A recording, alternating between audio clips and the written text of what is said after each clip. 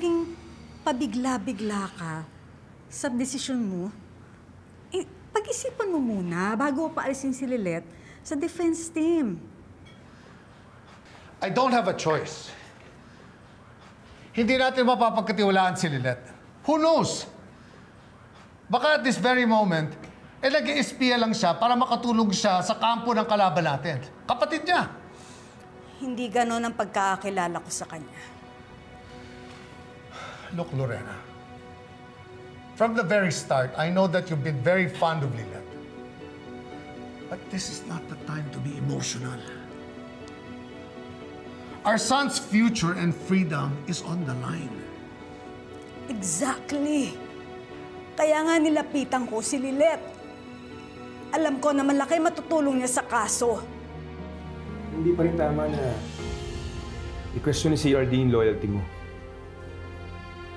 Hindi mo na mahahaya makompromise yung professionalism at duty mo bilang abogado, di ba? Kahit related ka sa accused party,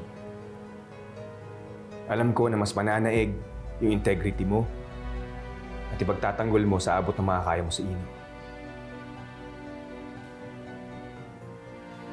I'm not pushing for Lilet because she's my favorite. Nire-recommend ko siya sa'yo dahil naniniwala ako sa galing niya. Marami pang ibang competent lawyers ang DNR law. I'd rather get one of them kesa kumuha ng abogado that's related sa kalabang ko. Our son's future is at stake. Baka magsisi tayo sa huli. Believe me, Lorena, this is our best option.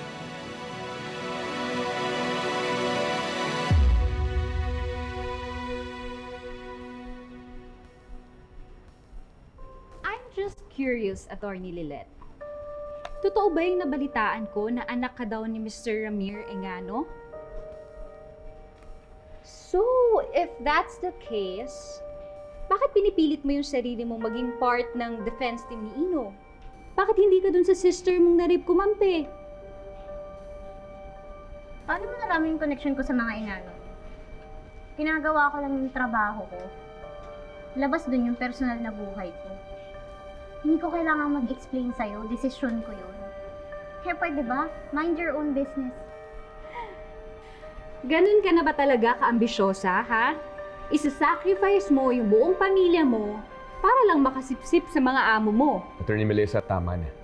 Kurt, stop. And for what? Para lang ma-promote? My God! That's so pathetic! Halika na. Huwag mo na siya pansinin.